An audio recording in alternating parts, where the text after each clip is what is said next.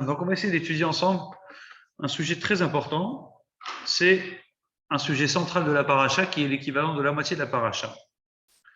Avant ça, j'aimerais vous... Donc, avant de commencer à vous résumer un peu tout ce qu'il y a dans la paracha, j'aimerais commencer par une petite halakha dans le Shulchan Aruch. On n'a pas le droit de voler, c'est assourd. Mais voler, c'est beaucoup plus large. On n'a pas le droit non plus de faire gezel-da'at, de voler l'esprit de quelqu'un.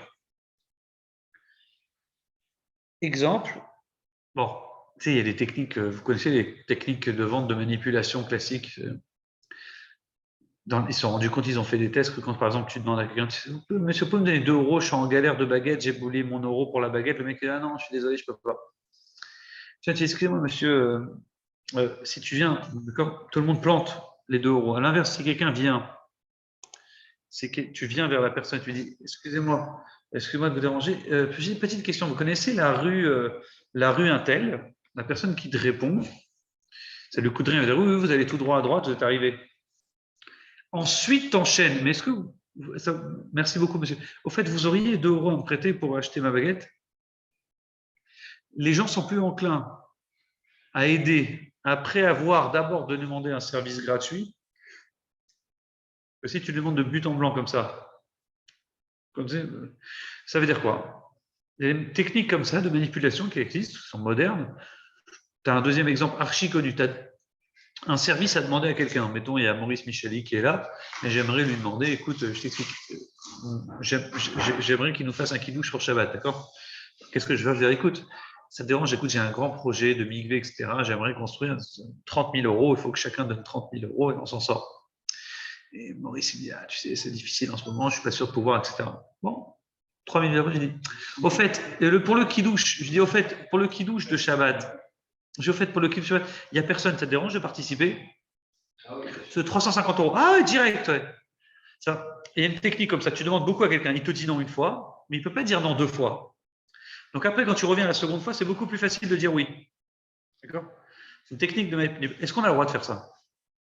C'est facile, c'est dans l'intérêt de lui mettre la pression.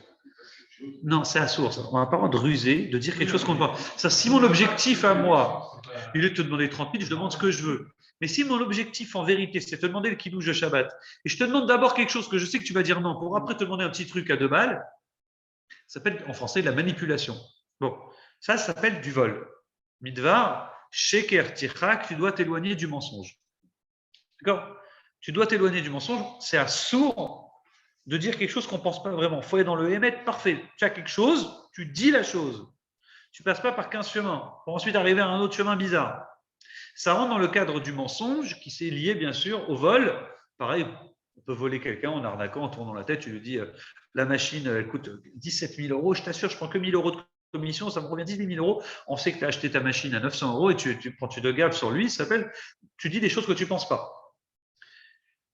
C'est une petite halakha, je n'ai pas l'habitude de commencer le cours comme ça, mais par cette halakha, vous allez voir la subtilité du vol, du mensonge et comment tout le monde, un juif, il doit être dans le émet, il doit parler vrai, il doit avoir un langage vrai, on doit savoir ce qu'il pense vraiment.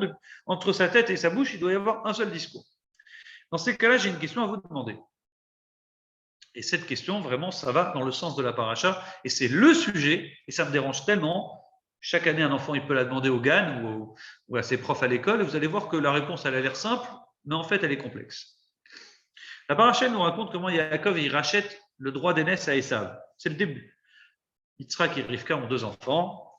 Yitzhak et Rivka ont 2 enfants, des jumeaux, magnifiques, Mazel Tov, pas 1, pas 2, elle était stérile 10, 20 ans. Non, elle a des enfants. Au bout de 20 ans, elle se marie, elle accouche, on lui annonce, il y a Esav, le premier, le Shem, le tzaddik, qui lui dit dans le ventre, tu as une nation qui s'appelle, tu auras une nation où l'homme, Yematz, 2 grandes nations qui vont pousser, qui vont être puissantes, Yematz, mais Vera, Viavod Saïr, elle lui annonce quand même, le Shem, il lui annonce quand même, le grand, il servira le Tsaïr, le plus jeune. Elle sait déjà qu'il y a 2 combattants, il y a 2 grandes nations qui vont naître de elle, et puis voilà, le grand et le petit. Esav, jusqu'à ses 15 ans, on lui dit sorti poilu, tout le monde croit que c'est péjoratif, il est sorti poilu, roux et poilu, on l'appelait Edom. On croit que c'est péjoratif, alors qu'en fait, non, pas tous les roux sont méchants, pas tous les poilus sont méchants, ça se serait su. Quel est le problème de Esav? C'est simple, c'est qu'il n'y en a aucun. Il est exactement comme Yaakov, il est différent de Yaakov, mais la différence ne rend pas les gens méchants. La Torah dit Yaakov, Ishtam, Yoshev, Ohalim, c'est un gentil qui aimait être assis dans les tentes studieux, qui aimait étudier. Il y a des gens comme ça. Ils ont une nature simple, facile, et ça passe crème. Tu as des gens comme Esav qui sont avec une nature beaucoup plus forte. C'est le cours, je ramène au cours de l'année dernière sur la différence entre les enfants. Il sort avec une énergie très forte. Il aime les champs, il aime chasser, il aime sortir. C'est pas les poils, ça sert à affronter le soleil, à sortir dans la rue, etc. Oui. Et ils sont différents. À quel moment Esav il commence à vriller, à tourner? C'est à ses 15 ans. 13-15 ans. Il est bar mitzvah, 15 ans, c'est plus logique de dire qu'il avait 15 ans. Imagine-toi qu'il a grandi avec son père Yitzhak, un tzaddik, sa mère Rivka, son grand-père, papy Abraham, il les prenait sur ses genoux, il apprenait avec eux, il leur apprenait c'est quoi Dieu, c'est quoi la Torah, c'est quoi les mitzvot, ça n'existait pas encore la Torah, mais il leur apprenait les subtilités de tout ce qu'on connaît aujourd'hui. Il les a mis dans le derrière, dans un bon chemin. Et ça, Yaakov, ça devait être, rappelez-vous du cours un peuple juif à deux têtes. Des gens un peu plus vifs, rapides, qui sortent, qui aiment travailler, qui aiment bosser, qui aiment affronter le monde, et d'autres plus studieux. Et on aurait continué comme ça pendant des millénaires en travaillant le monde parce qu'on a Esav d'un côté et on a Yaakov derrière qui soutient. Bon, ça ne s'est pas passé comme ça. Esav, à 15 ans, il devient un grand voyou, et vous connaissez l'histoire, il commence à commettre son premier crime à 15 ans. Pourquoi à 15 ans? On dit que c'est la semaine ou le jour de la mort de Abraham. Abraham, il est mort à 175 ans, il aurait dû mourir comme Yitzhak, son fils, à 180 ans. On lui a retiré 50 vies pour pas qu'il voie Esav, son petit-fils, partir en catastrophe. Ça aurait été un drame. Abraham, il est mort, il a vu son fils, son petit-fils des Sadikim, il était tranquille. Pas de questions? Donc, Esav, il est là, il revient des champs, il commet son premier crime, et il arrive, il voit Yaakov, son frère, en train de préparer le plat dont il dit « J'ai faim, j'ai faim, j'ai faim. Donne-moi à manger. » Le type, il a le plat tout prêt. Il aurait pu se fatiguer un peu et préparer lui à manger, mais ça lui aurait pris quelques heures. Il voit son frère Yaakov qui prépare un plat de lentilles. De là, on apprend que pourquoi il prépare pour son père un plat de lentilles. Yitzhak, il n'aurait pas pu se préparer lui, il était riche, il aurait pu demander à ses serviteurs. On dit c'est qu'un endeuillé ne peut pas se faire à manger. Donc c'est les enfants de l'endeuillé qui préparent à manger à l'endeuillé. Vous connaissez cette règle, c'est un affaire. Donc en fait, Yaakov, il prépare un plat de lentilles pour son père qui est en deuil de son grand-père. Yaakov, il avait perdu son grand-père. Et c'est ce jour-là où Esav s'est devenu un voyou. Il apporte le plat de lentilles, l'autre il voit un plateau. Il dit, donne-moi le plat de lentilles. Yaakov, il dit, pourquoi? Il dit, en échange de moi quelque chose, tu es fatigué à préparer ça. On échange ça contre ton droit d'aînesse. Et on voit facilement, et ça, il répond là, Mazeli Bechora. Pourquoi est-ce pour moi important la Bechora? C'est rien pour moi le droit d'aînesse, prends-le. Pourquoi Yaakov va acheter un droit d'aînesse? Vous n'avez jamais posé la question, un droit d'aînesse, youpi, un droit d'aînesse. Pourquoi c'est si extraordinaire? Non, la bracha, elle se passe 40 ans après, 50 ans après. Ça, c'est la fin de la paracha, ce que tu parles, mais ça vient après, 40, 50 ans après. Il ne savait pas ça allait se passer comme ça. Non, non plus. Pour une raison simple, c'est qu'à l'époque, les aînés servaient Dieu. Encore en France, tu regardes l'histoire il y a 300, 400 ans, ce n'est pas une vieille histoire. Les types qui avaient son premier garçon qui naissait, il allait à l'église. Il finissait curé, et le second, il finissait à l'armée des rois français, du roi de France, on appelait à l'époque. Et puis le troisième, il travaillait avec son père s'il y en avait un troisième. Ça, c'était vraiment très codifié au sens où l'aîné devait servir Dieu. C'était celui déjà basé sur la Torah, déjà chez le peuple juif, l'aîné, il avait un lien avec Hachem. Je vous avais fait un cours une fois sur le droit d'aînesse, la Bechora, le premier, tout ce qui est meilleur est le premier, donc ça veut dire que c'est vraiment pour Hachem. Et rappelez-vous, les Juifs, avant de sortir d'Égypte, qui devait servir Hachem en tant que Cohen? Qui devait servir Dieu en tant que Cohen avant qu'il fasse le veau d'or? Les premiers-nés. Non, ce n'était pas Aaron. Ça devait être les premiers-nés. Tous les premiers-nés, ça devait être les Lévis.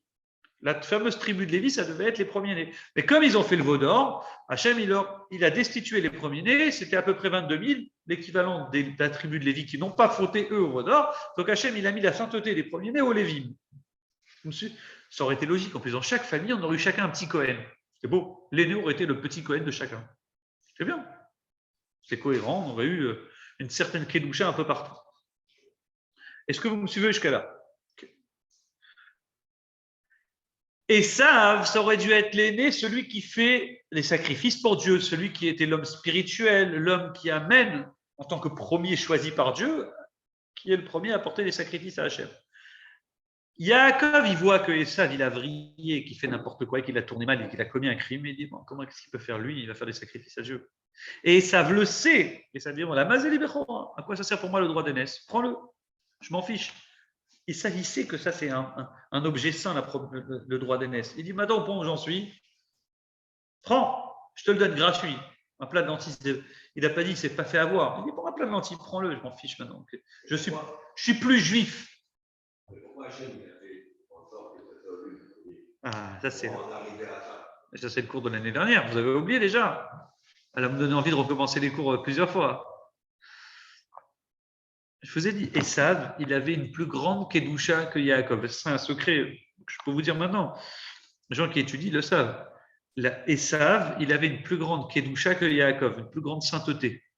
Si Esav, en fait, c'est quoi? C'est un kit ou double. Si Esav, il avait marché, il aurait été beaucoup plus grand que Yaakov. Esav, c'est vraiment, il avait une tête, une tronche, une intelligence, une force, une vivacité d'esprit. Il aurait été beaucoup plus grand que Yaakov. Yaakov, c'est une valeur sûre, une valeur propre. Tu connais, c'est le deuxième de classe. Il réussit tout son cursus scolaire, toujours deuxième.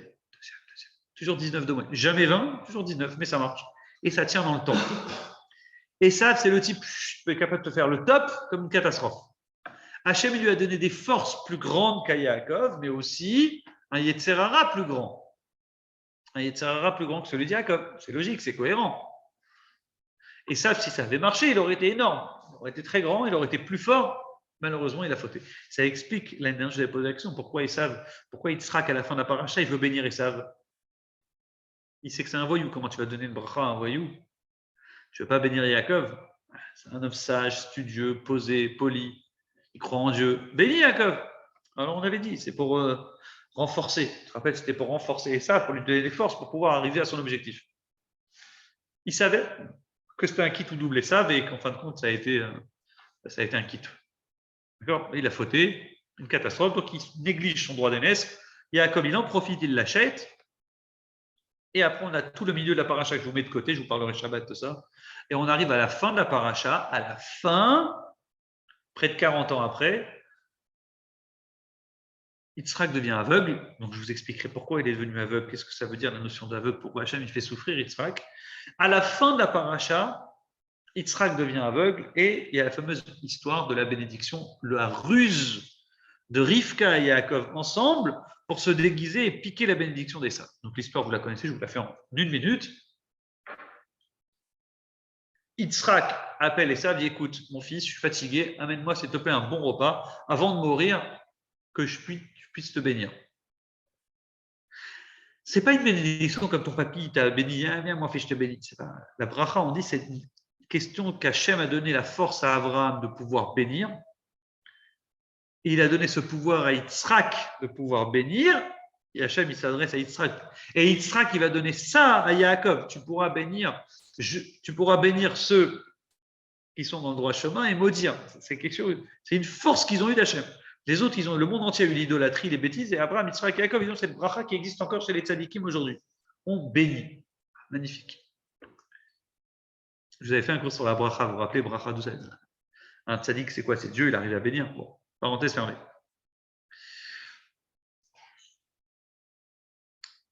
Arrive Yaakov. Hachem, il dit à Yitzhak, il dit à son fils, voilà, amène-moi, va chasser pour moi du gibier, amène-moi un bon plat que j'aime et je te bénirai. Il lui demande de se fatiguer.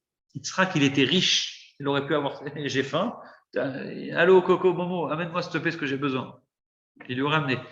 Allô, et ça va, amène-moi un plat là-bas, j'ai ma cuisinière qui m'amène apporte-moi à manger. Il ne lui dit pas ça.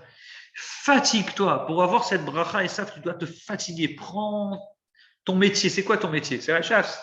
Je veux que tu utilises ton métier, ta chasse, ta force, ta puissance. Va dans les champs, chasse-moi du gibier. Fais-moi quelque chose de bien. Fais la shrita, il déguise bien le couteau pour faire la shrita. Attrape-moi, prépare-moi, ça va te prendre des heures de boulot. Mais cette fatigue, Par cette fatigue, tu mériteras ma bracha. Rivka, elle était là, elle écoute ce qui se passe. Tout de suite, elle attrape Yaakov, elle trouve que c'est une injustice et qu'on ne peut pas bénir Esav, c'est un voyou. Elle dit, Yaakov, je t'en prie, vite, dépêche-toi. Enfin, je vais préparer moi à manger le plat que ton père il aime et je vais préparer rapidement, tac, tac, tic, tac, très facilement, et tu arriveras avant ton frère et tu prendras la bracha. Alors, Yaakov, il s'inquiète, et qu'est-ce qu'il dit, Yaakov? D'après vous, qu'est-ce qu'il dit, Yaakov? Qu'est-ce qu'on déduit de ça? Il dit quoi? Il dit, il va me reconnaître parce que moi, je ne suis pas poilu comme Esav. Donc, si après il me reconnaît, il va me maudire, pas il ne va pas me bénir. J'arrive comme un arnaqueur. Derrière ça, cette phrase, qu'est-ce que tu comprends de Yaakov? Parce que mon ami Yosef, tu ne comprends pas le sous-texte. S'il ne voulait pas tromper son père, il aurait dit à sa mère, je ne veux pas tromper papa. Il n'a pas dit ça. Il dit, je vais me faire gauler. Je n'ai pas envie de le faire, sinon je vais me faire gauler. Comprends ça. Un homme droit, je dis exprès ça pour vous choquer, il aurait dit, maman, je suis désolé, tu me rentres dans la combine, c'est du vol, c'est de l'arnaque, je ne rentre pas dedans. Il ne dit pas ça. Il dit, la combine en soi, elle ne me dérange pas. Ce qui me dérange, j'ai peur de me recevoir la bénédiction parce que je vais me faire griller. C'est-à-dire qu'Yaakov, le fond ne le dérange pas, la forme, elle le dérange. Alors sa mère, elle le rassure dans la forme. Elle lui dit, écoute, on va faire comme ça, je vais te mettre le vêtement d'Esav, tu vas mettre une peau d'animal, il va te toucher si jamais il te touche, il verra que tu es poilu comme ton frère. Ainsi fut fait. Il reçoit la bracha, il se déguise, il rentre, il accepte, paf. Et ça arrive, et ça pleure, mais qu'est-ce qui s'est passé? Il dit, il m'a dit arnaquer 2 fois mon frère. Il m'a dit acheter, au début de la paracha, mon droit d'aînesse, et maintenant il me vole ma bracha. Ok, qu'est-ce qu'on fait? Alors, quand il entend ça, Yitzhak, il dit, il est rassuré. Il dit, en fait, si Hachem, il a fait comme ça, c'est qu'Yaakov, il méritait, puisque voilà, il a acheté le droit d'aînesse, mais lui, il ne savait pas, Yitzhak. Donc, il dit, c'est bien fait, en fait, en vérité. Bon, c'est un peu tiré par les cheveux, la combine, mais la bracha qu'il a reçue, elle n'est pas mauvaise. Elle est venue parce qu'il avait acheté le droit d'aînesse, donc c'est normal qu'en tant qu'aîné, il reçoit la bracha. Malgré toute cette histoire que je viens de vous raconter, ok. Beaucoup répondent, voilà le début de la paracha, on nous annonce qu'il a acheté le droit d'aînesse, ça lui donne le droit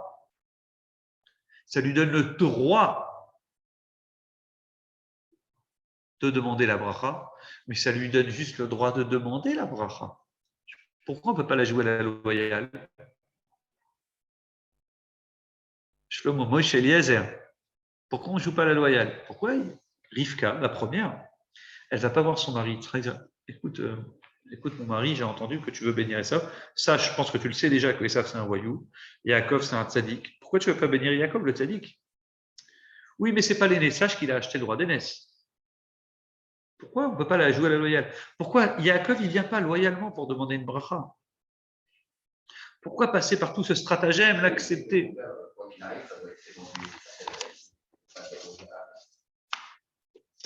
Dans ce cas-là, tu es un voleur. Ils volent.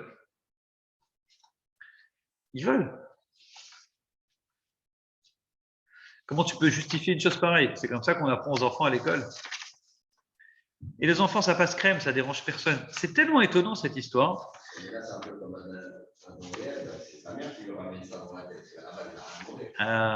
reviendrai sur Adam et Chava. Je reviendrai sur ça. C'est un très bon remarque. J'en parlerai dans peu de temps. Patiente 2 minutes. Je vous pose d'abord une dernière question. C'est tellement étonnant que le mot que Yitzhak va employer, quand il va apprendre ça, il va pleurer. Oui, mon frère, il m'a arnaqué, il m'a volé. Il va dire, Achicha, ton frère est venu Bémirma. Bémirma, c'est-à-dire avec ruse. Rachid dit avec sagesse et avec ruse.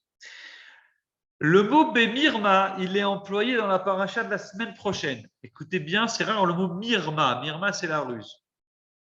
Il est employé dans la paracha de la semaine prochaine, dans laquelle c'est dit, Yaakov vient, il va aller chez ses cousines pour se marier. Et ça voudra le tuer de rage, et ça voudra le tuer, donc Yaakov va s'enfuir. Il va aller chez tonton Lavan. Lavan, c'est le frère de sa mère. Vous me suivez jusqu'à là? Et quand il va se sauver là-bas, il va voir Rachel et voudra se marier avec elle. D'où il sait pourquoi il voudra se marier spécialement avec elle. Ah, j'ai eu le coup de foudre, il n'y a pas de coup de foudre. C'était prévu qu'il se marie avec elle. Comment c'était prévu? Rivka a eu des jumeaux, donc comment dire, pardon, Esav le grand et Yaakov le petit. Il s'avère qu'au même moment, magie, le frère de Rivka, Monsieur Lavan, il a eu des jumelles. Léa la grande et Rachel la petite. Et les gens disaient, ah, c'est marrant, Hachem, il a bien fait les choses. Et c'est vrai qu'Hachem avait bien fait les choses, que le grand Esav, Hachem, il a prévu sa promise, ça devait être Léa, le grand jumeau avec la grande jumelle, et le petit Jacob avec Rachel. Donc il est arrivé déjà dans le biberon avec ta promise, elle t'attend là-bas, c'est Rachel. Ça explique pourquoi il voudra se marier avec elle. Il voudra travailler 7 ans, on en reparlera la semaine prochaine. Et qu'est-ce qui va se passer? On va lui donner qui en échange? On va lui donner là. Qu'est-ce qu'il dit le Passouk sur ça? Quand il apprend, il se voit le matin qu'on l'a déguisé, qu'on a mis qui à la place? On lui a fait passer Rachel pour Léa. Il va commencer à se mettre en colère. Il va dire à Lavan, Lama rimitani, pourquoi m'as-tu rusé? Lama rimitani. Pour remarquer, c'est le même verbe. Quel est le verbe? Le verbe, c'est rimitani, tu m'as rusé. Tu m'as rusé. Et dit le Baal HaTurim, écoutez bien ce chidouche magnifique. Hachem paye toujours mesure pour mesure. Hachem, c'est un petit jeu qu'il fait, c'est très dur pour nous humains de faire, mais tu as fait telle chose, tu peux payer la même chose avec un petit clin d'œil. D'accord? Paro, rappelez-vous, il a jeté les enfants dans le Nil, comment il va finir Paro? Dans l'eau, noyé dans l'eau. Il y a toujours un mida keneged mida, un mesure pour mesure. Donc, toi, Yaakov, tu as arnaqué ton père. Comment tu as arnaqué ton père? Tu t'es fait passer pour Esav. Tu t'es déguisé pour Esav. Bemirma, avec ruse. Tôt ou tard, toi aussi, un jour, tu payeras, on va t'arnaquer avec la même ruse. Rimitani. Yaakov, il dit, pourquoi m'as-tu rusé? Il dit à Lavan, son beau-père, tu m'as donné Léa à la place de Rachel. En gros, on a fait exactement à Yaakov ce que lui-même il a fait à son père. On a déguisé Rachel pour Léa, avec le même verbe. Donc, c'est une arnaque, c'est une ruse. Quand c'est Yaakov qui le fait, ça ne nous dérange pas. Oui, ça passe crème. On dit, les enfants, ils apprennent, oui, Yaakov, il s'est déguisé. Et quand c'est Yaakov lui-même qui subit ça de son beau-père, on dit quoi? On dit, oh bon, c'est un voyou, ce Lavan. Il n'est pas gentil, il n'est pas bien. Comment on peut imaginer un tzaddik qui passe par une ruse? Et ça, c'est la question, et c'est ma question, et c'est une grande question. Comment un tzaddik qui peut passer par une ruse, par une arnaque? C'est dur. Tu apprends à tes enfants quoi? Toute la bracha du peuple juif, aujourd'hui, encore nous, maintenant, elle dépend d'une ruse, d'une arnaque. Vous comprenez? Il y en a qui répondent qu'il y a 2 sortes de mensonges. Il y a le mensonge qui est passif et il y a celui qui est actif. Ta femme, elle te dit, chérie, comment tu trouves ma robe? Elle est belle ou pas? Alors, bon. Et là, tu dis, ah ouais, elle est très, très belle. En fait, tu trouves qu'elle est moche, mais elle est très belle. Ça change. Je vais dire, belle. De toute manière, elle a acheté, c'est pour elle. Donc, je ne vais pas me prendre la tête. Je vais dire, elle est très belle. Et je m'en fiche, en fait, en vrai. Tu mens ou tu mens pas? Il y en a qui disent, oui, c'est un mensonge, mais c'est un mensonge. Ça ne mange pas de pain. Ça va, ça... Si tu dis la vérité, tu dis, en fait, franchement, elle est dégueulasse, elle est moche, tu l'as payée trop cher, tu t'es fait arnaquer. Tu as gagné quoi de dire ça? Tu as dit la vérité, mais tu as dit la vérité qui ne sert à rien. Autant dire un mensonge, c'est un mensonge qui ne dérange pas. Oui ou non? Il y en a qui répondent comme ça, que des fois, si ça n'entraîne pas un dommage à autrui, ce n'est pas un mensonge. Ça entraîne un dommage, il est malheureux. C'est ça.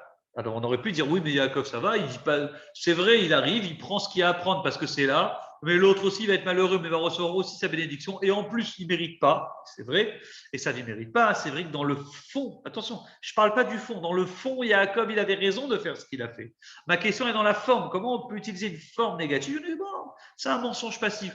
Est-ce que la fin justifie les moyens? Vous connaissez le proverbe en français? Est-ce que la fin justifie les moyens? Dans le fond, la fin des fins, c'est qu'il faut prendre cette bracha. Les moyens, on s'en fiche. Est-ce qu'on peut dire les moyens ne sont pas importants? Tous les moyens sont bons pour arriver à un objectif positif. Et ça, c'est la question. Pourtant, on sait dans la halakha que même un mensonge passif, c'est pas bon. Si ta femme te dit, elle est belle ma robe, il faut éviter de dire elle est très très belle, ah, elle est magnifique. Si tu penses qu'elle est moche, ne dis rien. Autant rien dire. Qu'est-ce qu'on peut faire? Ouais, le Ranger. Tu dis rien, tu dis ouais, pas mal, pas mal. Il y a une marque dans la Gemara. C'est pas moi qui dis, c'est Rabbeinu Yonah d'abord, après je vous ramène cette Gemara Bet Shammai et Bet Hillel, elle est très drôle. Il dit Adam, Amargil, les chono, les daber, sheker, quelqu'un qui habitue sa langue à dire des mensonges, même passifs et autorisés. Yavo, les daber, dvarim, shelikar, il finira par dire des vrais mensonges. Habitue-toi dès le début, même si ce n'est pas interdit, à ne pas dire des petits mensonges. Les petits mensonges amèneront un jour à des grands mensonges. Fais attention, il dit, un juif, il doit faire attention à maîtriser sa langue et s'habituer à ne jamais dire quelque chose qu'il ne pense pas vraiment. Ça fait écho à la fin de ce que je vous ai dit en début de cours. Donc, notre question revient.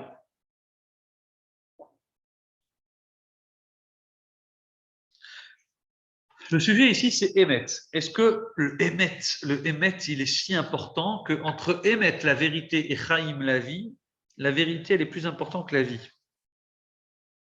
Un jour, vous avez fait un cours sur Moshe et Aaron. Vous vous rappelez la différence entre Moshe et Aaron? Moshe, c'est Moshe Emet.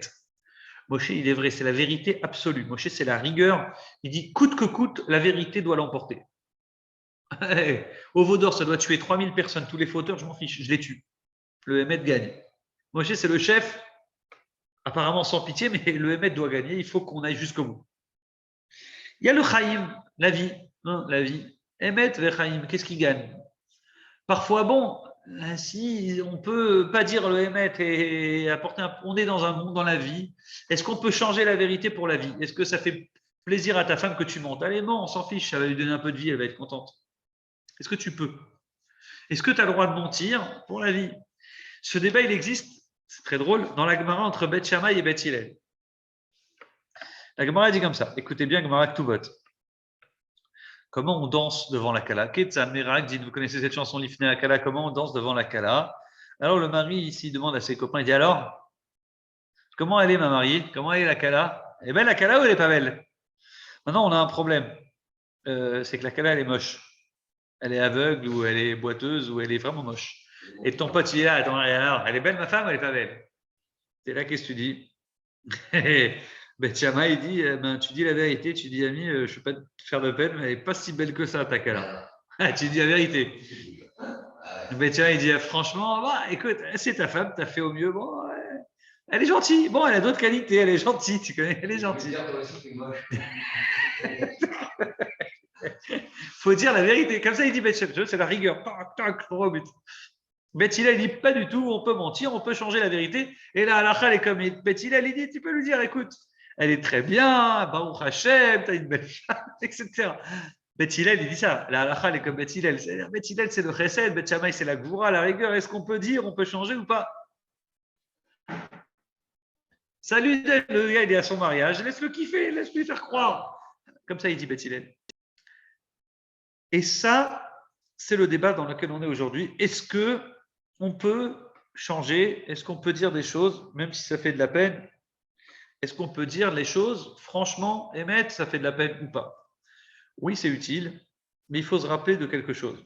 On vit un monde bizarre depuis la création du monde, figurez-vous, et je vais vous en parler tout de suite.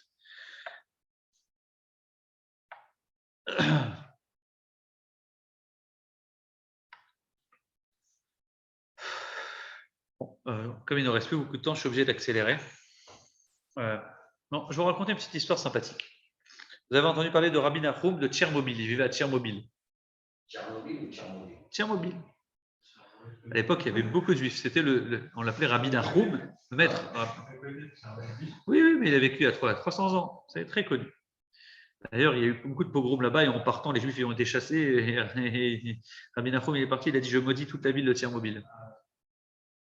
Et je me dis parce que les goïms, ils nous ont fait des pogroms, ils nous ont chassés, etc. Et il a maudit la ville. Mais il a maudit en tant que tzaddik, il a maudit, on ne rigole pas avec ce genre de choses.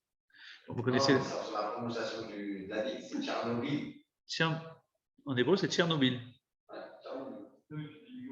Tchernobyl, c'est pour ça que je suis habitué à jouer au Playmobil. Donc ça m'est. Ok. Donc il dit Tchernobyl. Alors écoutez bien le chidouche. Bon, et vous connaissez ce qui s'est passé à Tchernobyl à la fin de l'histoire. Bon, ça a été une vraie malédiction qui a été donnée. En tout cas, c'était le tzaddik de la ville.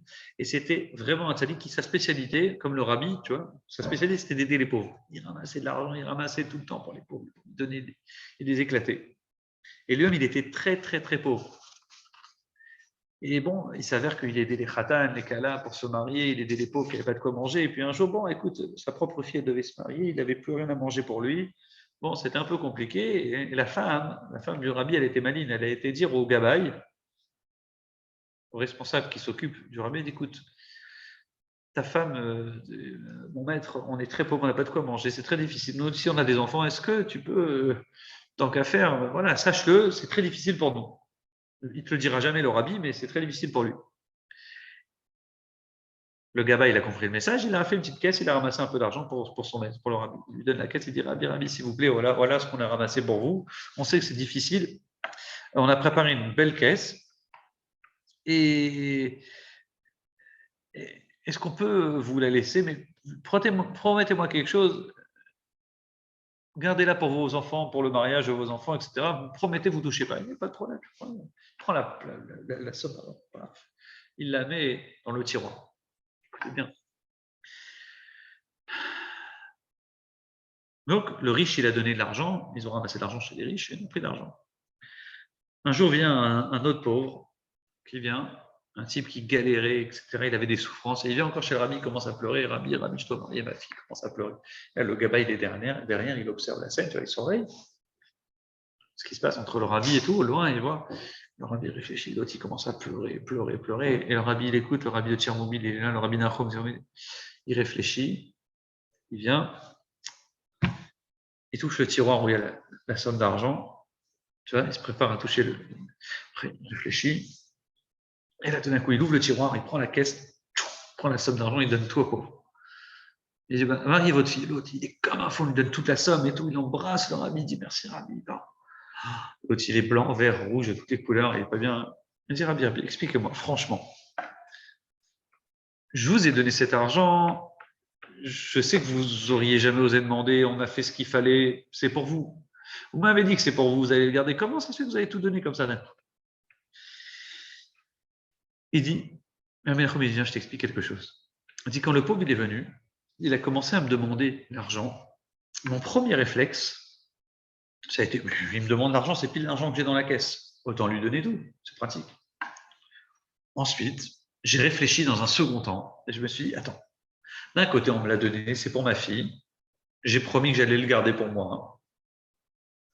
En plus, c'est ma fille. Les pauvres, il y a une halakha dans Shulchan Aruch qui dit attention, les pauvres de ta ville sont prioritaires que les pauvres et que les gens d'autres villes. D'accord? Tu vis dans une ville, tu aides les gens de ta ville, tu n'aides pas les gens d'autres villes. Etc. Avec plein d'arguments. Donc là, j'ai commencé à refermer le tiroir. Et après, d'un coup, j'ai tout donné. Il dit, tu sais pourquoi j'ai tout donné à ce moment-là? Il dit, parce que je me suis dit comme ça. Mon premier réflexe, c'est un réflexe juif, un réflexe racidique, un réflexe purement toranique qui est un pauvre est là, donne-lui. Ensuite, mon deuxième réflexe, j'ai quand même une envie qui est venue dans ma tête et qui m'a dit, mais non, voyons, avec des arguments logiques, toraniques. Mais non, voyons, tu vas pas commencer à faire ci, tu vas pas commencer à faire ça, c'est pas la peine de donner. Regarde, ils se sont donné tellement de mal à ramasser l'argent pour toi. Mais non, en plus, toi, tu es prioritaire sur les autres. Toi-même, tu n'as jamais rien demandé. Et là, je me suis dit, tiens, là, c'est un deuxième réflexe qui m'est venu dans la tête. Entre le premier et le deuxième, lequel je dois écouter? Le premier. Le premier, moi, je suis un tzaddik, je sais que la première envie qui m'est venue, c'est la bonne. La seconde, c'est une envie qui est venue, mais cette envie-là, la seconde, c'est celle du Yetzer Hara. Le Yetzer Hara, il est venu, il s'est déguisé avec une barbe et un chapeau, il est venu me faire un beau discours, il m'a bien tourné la tête, et j'ai compris, le discours, il était tellement parfait et bien huilé que j'ai dit, non, il faut écouter mon premier réflexe. Ça, c'était le bon. Aujourd'hui, écoutez bien, on vit une génération. Alors, oui et non. Oui et non. Oui, normalement, tu dois donner ton maaser. Le top, c'est donner le chomesh, 20%, c'est le top. Et ça, c'est si tu n'as pas fauté. Si tu as fauté, alors là, tu dois donner nos limites pour te faire pardonner de tes fautes. Parce qu'entre l'argent que tu as sur terre et le monde futur qui est éternel, vaut mieux lâcher maintenant. La tzedaka, vraiment, c'est ça qui pardonne aujourd'hui. Ça fut un temps, à l'époque, les gens, ils jeûnaient. Pour se faire pardonner, ils jeûnaient. Et le Admorazakan, il met en valeur cette idée, il dit, le jeûne, aujourd'hui, il n'est plus d'actualité, on ne fait plus de jeûne pour se faire pardonner. Je connais une équipe de Marocains, tu leur dis, tu as fait tel avéra, il faut jeûner, il est prêt à jeûner pendant 3 ans d'affilée s'il faut, mais pas donner la zaka. Tu vois, ah, l'argent, non, je la garde. Le jeûne, il ne dérange plus. Attends, quand on parle de jeûner à l'époque, on parlait de jeûner toute la journée et manger la nuit, tu vois, comme on fait certains jeunes, tu vois, à Sarah Bétévet, etc. Donc le jeûne, il servait à se faire pardonner. On se rend compte aujourd'hui que la tzedaka, ça fait plus de mal de donner que le jeûne. Tu vois, le type, il est gentil et agréable. Quand il faut faire le chèque, on sent qu'il y a quelque chose, c'est dur, c'est dur, c'est dur. Tu dis, mais pourquoi, mais comment, mais pourquoi je dois donner? Tu vois, c'est normal. Le type, il a transpiré, c'est sa vie, ses nerfs, son énergie, son sang. Il a travaillé dur. Pourquoi tu veux qu'il donne? Donc le jeûne, en fait, d'une certaine manière, il est moins important que la tzedaka. La tzedaka, elle permet de l'alléger, mais l'alléger vraiment. Tu as fait un vrai jeûne. Donc ça pardonne. Alors combien maaser? Le top, c'est chomèche 20%. Pas plus si tu es un bon juif. Si tu as fauté et tu as des choses à te faire pardonner, vas-y, donne. Revenons au sujet essentiel qui est aujourd'hui, on vit un monde bizarre dans lequel, depuis Adam Arishon, ce chidouche, il est magnifique. Depuis Adam Arishon, le bien et le mal sont mélangés et sont déguisés. Aujourd'hui, on peut avoir un rabbin avec une barbe et un chapeau avec des arguments qui ont l'air parfaits, et pourtant c'est un arnaqueur de première. Je vais vous raconter donc cette fameuse histoire magnifique qui est rapportée dans la Gemara, et avec ça, vous allez tout comprendre. La Gemara, elle raconte, Gemara Baba Batra, que Rabbi Benaé, c'est son nom, il s'occupait de préparer les cimetières, de délimiter où est-ce qu'il y a des tombes, etc., etc. Il passait beaucoup de temps pour pouvoir faire en sorte que les Kohanim puissent marcher, où est-ce qu'il y a des tombes, où il y a des morts. Et un jour, il arrive à trouver l'entrée de la grotte de Marpella, et il trouve les Havot et les Imaot, il trouve les pères et les mères, Abraham, Yitzhak, Jacob, etc. Et puis, il commence à voir le visage de Yaakov, et on lui dit, quand il essaie de continuer dans sa recherche et voir le visage aussi de Adam Arishon, ils avaient des visages entiers, leur corps ne s'est jamais désintégré, c'est des sadikim.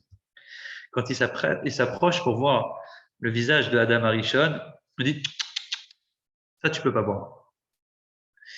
Il dit, si tu as vu le visage de Yaakov, tu l'as vu Yaakov, ouais? Le visage de Yaakov, Diukna shel Adam Arishon ou Panav shel Yaakov Avinu. Le visage de Adam Arishon, c'est le même visage que Yaakov. Donc tu as vu Yaakov, t'inquiète, c'est comme si tu as vu Adam Arishon, ils ont la même tête.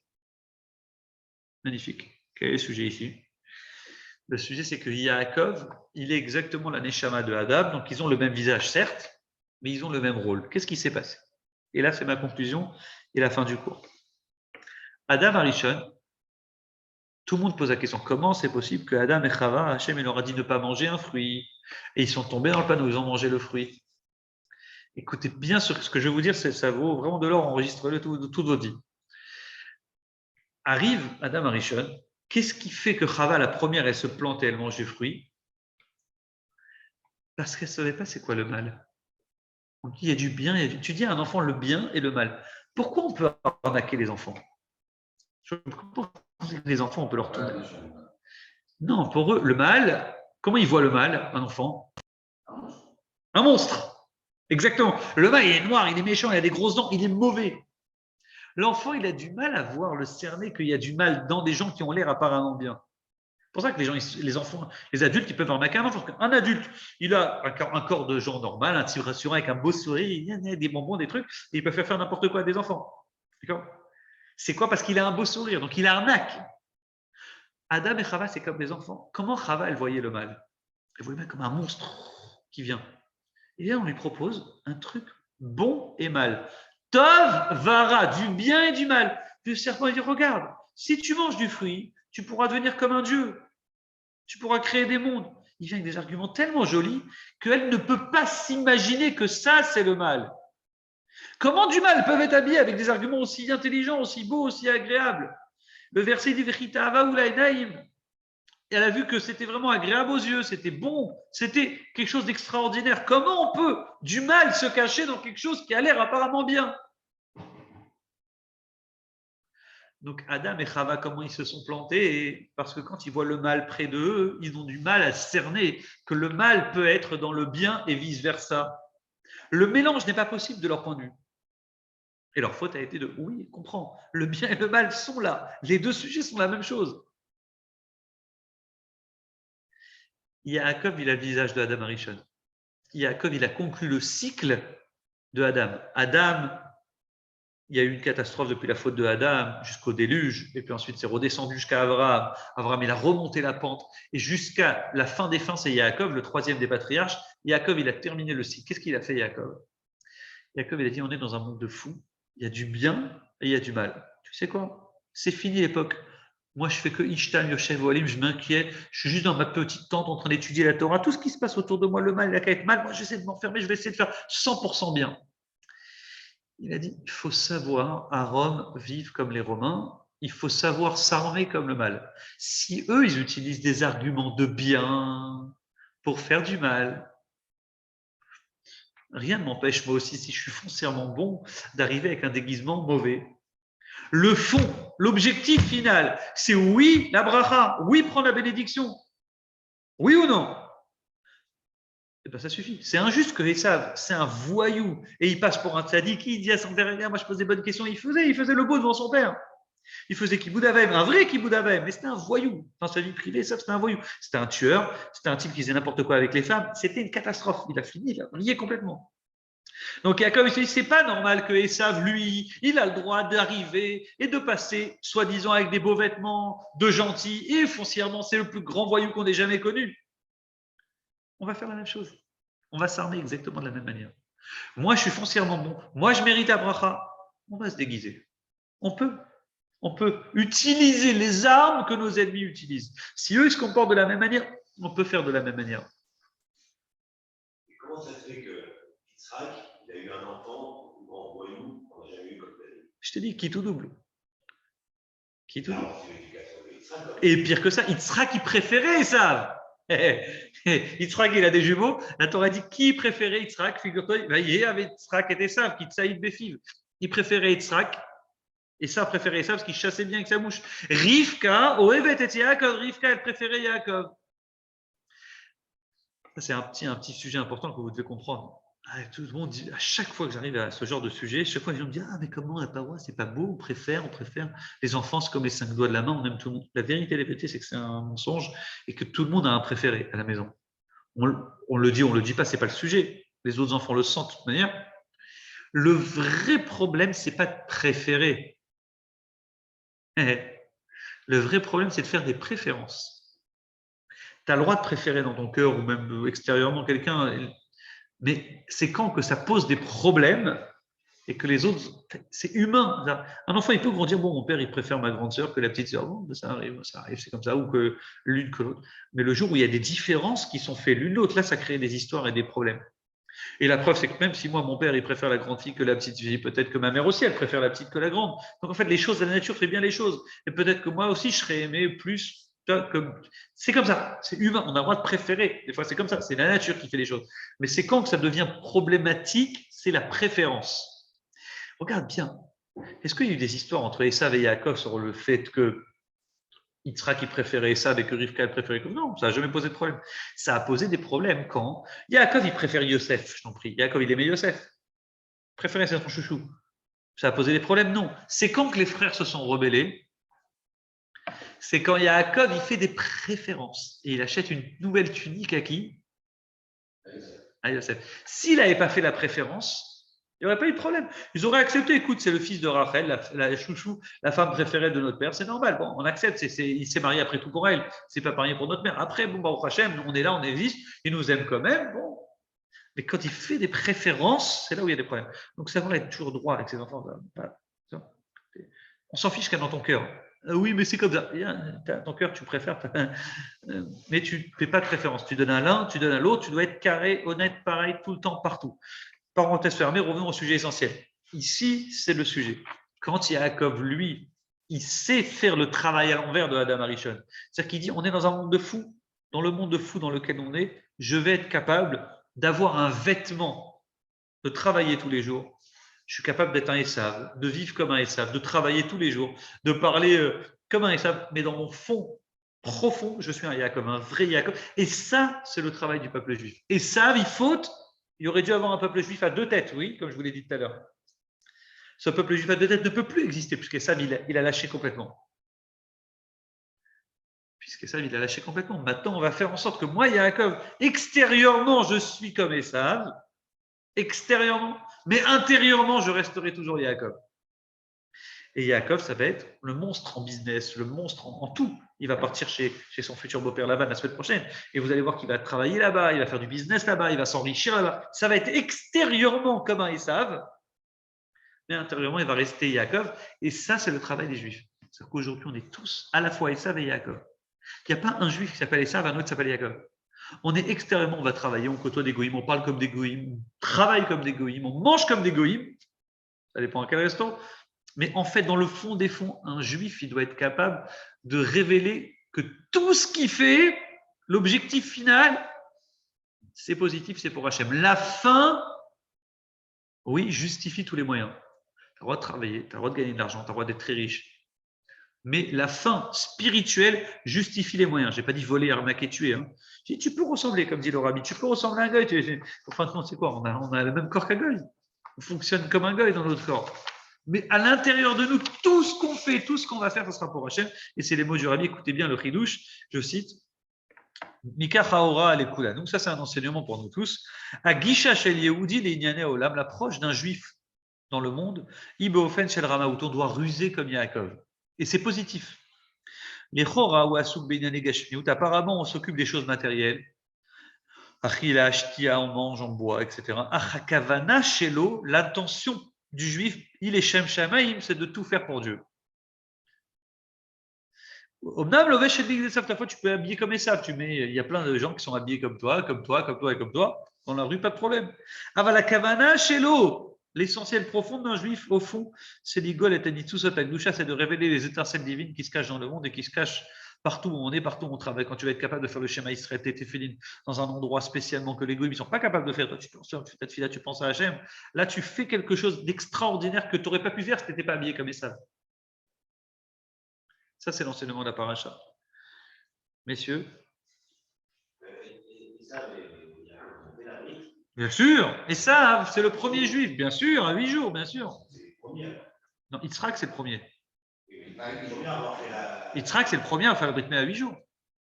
Yitzhak, il a fait la Brit Mila à 8 jours. a fait 8 jours. Bah oui, c'est Abraham qui n'a pas fait. Yitzhak, il est né. Mais Yitzhak, il est né. On appelle ça le Olat Mila, c'est le sacrifice parfait. C'est-à-dire que Yitzhak, il est né Kadosh, il est mort Kadosh. C'était vraiment un corps Kadosh parfait. Yitzhak, il n'a eu qu'une femme, il n'a jamais touché une seconde femme, même une mère porteuse. Ça a jamais il s'est posé la question de se remarier avec une seconde femme quand il a vu que Rivka était stérile.